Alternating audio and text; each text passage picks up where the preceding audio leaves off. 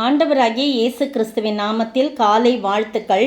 இன்றைய மன்னா, என்மேல் அவர் பிரியமாயிருந்தபடியால் விசாலமான இடத்திலே என்னை கொண்டு வந்து என்னை தப்புவித்தார். 2 சாமுவேல் 22:20.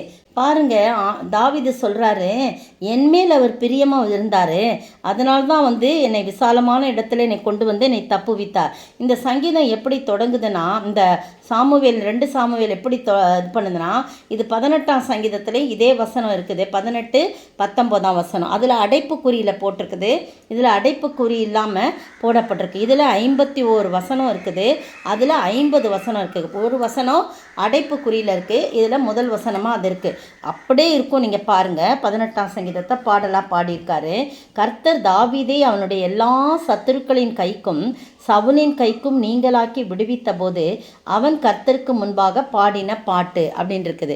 அதே தான் சங்கீதத்துலேயும் என்ன பண்ணப்பட்டிருக்குது, சொல்லப்பட்டிருக்கு. சங்கீதம் 18 அடைப்புக்குறியில் இருக்கிறத வாசிக்கிற ராகத்தலைவனுக்கு ஒப்புவிக்கப்பட்ட சங்கீதம்.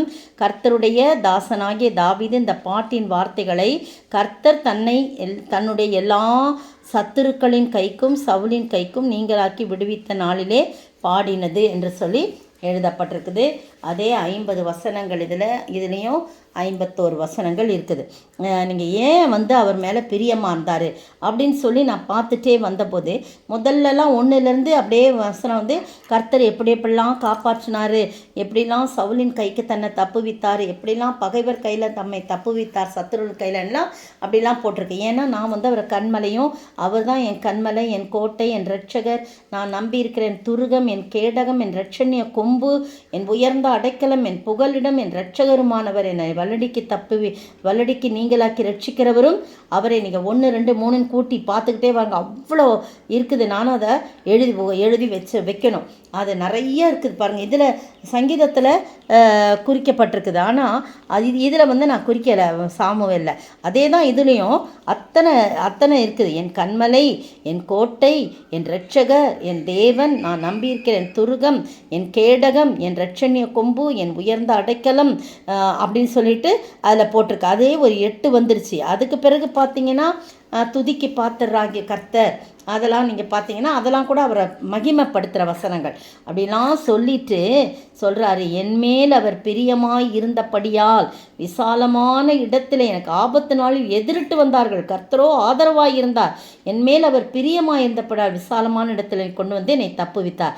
எப்படி பிரியமாந்தார், ஏன் பிரியமாந்தார்? கர்த்தர் என் நீதிக்கு தக்கதாக எனக்கு பலன் அளித்தார். அப்போ நீதியாய் அவன் தன்னுடைய காரியங்களில் செய்கிறான். ஒரு நீதிக்கு தப்பாத, அநீதி எதுவும் செய்யாதபடி நீதியாய் அவர் நடந்தார்.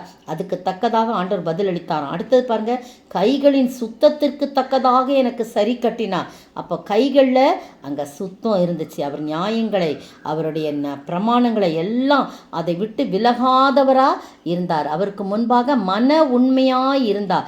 எல்லா துர்க்குணத்துக்கும் விலக்கி காத்து கொண்டவராக இருக்கார். நீங்கள் பாருங்கள், கர்த்தரின் நீதிக்கு தக்கதாகவும் தம்முடைய கண்களுக்கு முன்னிருக்கிற என் சத்துருக்களுக்கு என் முன்னிருக்கிற என் சுத்தத்திற்கு தக்கதாகவும் எனக்கு பலன் அளித்தார். பார்த்தீங்களா? அப்போ எதற்காக அவர் மேலே பிரியமாந்தார்? அவர் கைகளில் சுத்தம் இருந்துச்சு. அவர் செய்கிற காரியம் கண்களுக்கு முன்னிருக்கிற என் சுத்தத்திற்கு தக்கதாக, எவ்வளோ அருமையாக எனக்கு பலன் அளித்தார். என் நீதிக்கு தக்கதாக நான் மன உண்மையாக இருந்தேன், துர்க்குணத்தெல்லாம் விலக்கி காத்து கொண்டேன். நீங்களும் நானும் கர்த்தர் நம்மேல் பிரியமாக இருக்க வேண்டும் என்று சொன்னார். நீங்களும் நானும் எப்படி இருக்கணும்?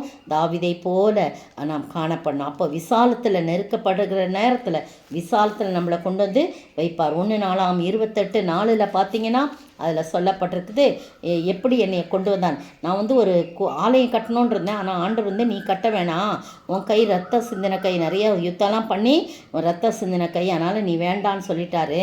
நீ இஸ்ரவேலின் அனைத்தின் மேலும் என்றென்றைக்கும் ராஜாவாக இருக்க இஸ்ரவேலின் தேவனாகிய கர்த்தர் என் தகப்பனுடைய, சொல்கிறார் பாருங்க, என் தகப்பனுடைய வீட்டாரில் எல்லாம் என்னை தெரிந்து கொண்டார். அது மட்டும் இல்லை பாருங்க, என்னை எல்லா இஸ்ரவேலின் மேலும் ராஜாவாக்க என் தகப்பனுடைய குமாரருக்குள் என் மேல் அவர் பிரியம் வைத்தார். 8 பிள்ளைங்க இவ்வளோதானான்னு சொல்கிறாங்க எல்லாம். சாமுவேல் தீர்க்கதரிசி போய் அபிஷேகம் பண்ணும்போது இவர் தானா இல்லை இல்லை இல்லை இவர் இல்லை அப்படின்னு சொல்லிக்கிட்டே இருந்தபோது ஆண்டவர் வந்து என்ன பண்ணுறாரு, இவன் ஆடு மேய்த்து கொண்டிருந்த இவனை அழைத்து வர சொல்லி, இல்லை ஒரு பிள்ளை இருக்கிறான் ஆடு மேய்ச்சிக்கிட்டு இருக்கான், அவனை போய் ராஜாவாக்குவாங்கன்னு ஏளனமாக இலக்காரமாக ஈசாய் வந்து சொல்கிறார் அவர் தகப்பன். ஆனால் இவர்தான் இவனை அபிஷேகம் பண்ணு அப்படின்ட்டு இருக்கிற வண்ணமாகவே அவரை அபிஷேகம், அதை தான் சொல்கிறார், என்னை தெரிந்து கொண்டார் கர்த்தர், என் தகப்பனுடைய வீட்டாரில் எல்லாரும் என்னை தெரிந்து கொண்டார், அவர் யூதாவின் வம்சத்தில் என் தகப்பன் குடும்பத்தை தலைமையாக தெரிந்து கொண்டார், என்னை எல்லா இஸ்ரவேலின் மேலும் ராஜாவாக்க என் தகப்பனுடைய குமாரருக்குள் என் மேல் பிரியம் வைத்தார். பார்த்தீங்களா, அவர் மேல் பிரியம் வைத்தபடினாலே ஆடுகள் மேய்த்து கொண்டிருந்த அவனை அழைத்து வந்து அரசனாக அபிஷேகம் பண்ணினார். எல்லா சத்துருக்களின் கையிலும் சவுலின் கைக்கும் அவனை நீங்களாக்கி விடுவித்த போது அவர் பாடின சங்கீதம். நீங்கள் எல்லா வசனம் ஒன்று ஒன்றா வாசித்து பாருங்கள். கர்த்தரை அவன் எவ்வளவு துதிக்கிறவனாக இருக்கிறான், கர்த்தரை முதன்மைப்படுத்துகிற, கர்த்தரை இல்லாமல் தேவன் யார், நம்முடைய தேவனை அன்றி கண்மலை யார், அவர்தான் எனக்கு பலத்த அரணானவர், அவர்தான் என் வழியை செவ்வைப்படுத்துகிறார், அப்படி சொல்கிறார் பாருங்க. என் கால்களை மான்களின் கால்களை போலாக்கினார், என்னை உயர் ஸ்தலங்களில் என்னை நிறுத்துகிறார். எத்தனை அருமையான காரியம். சாட்சி, நீங்களும் நானும் அப்படி சாட்சி பகிர அவருக்கு பிரியமாய் நடப்போமா? ஜெபிப்போம்.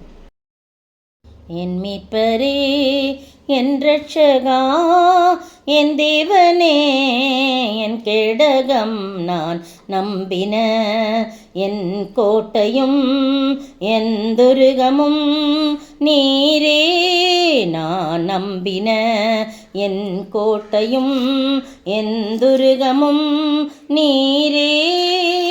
சோத்திரிக்கிற ஆண்டவரே, துதிக்கிற ராஜா நீதான் நாங்கள் நம்பின கண்மலை, கோட்டை, துருகம், இரட்சண்ய கொம்பு, ஆண்டவரே உயர்ந்த அடைக்கலம், புகலிடம், இரட்சகர். ஆண்டவரே, நாங்கள் தினந்தோறும் உம்மை புகழ்ந்து பாடி உமக்கு பிரியமாய் நடக்க உத்தமத்தோடு நாங்கள் வாழ நீர் கிருபை செய்ய வேண்டும் என்று கர்த்தரும் மீட்பரும் ராஜாவாகிய இயேசு கிறிஸ்துவின் விலையேற பெற்ற நாமத்தில் ஜெபிக்கிறேன் பிதாவே, ஆமேன். நேற்றைய பதில், என் கற்பனைகளை பெற்றுக்கொண்டு அவைகளை கை கொள்ளுகிறவனே என்னிடத்தில் அன்பாயிருக்கிறான். யோவான் 14:21.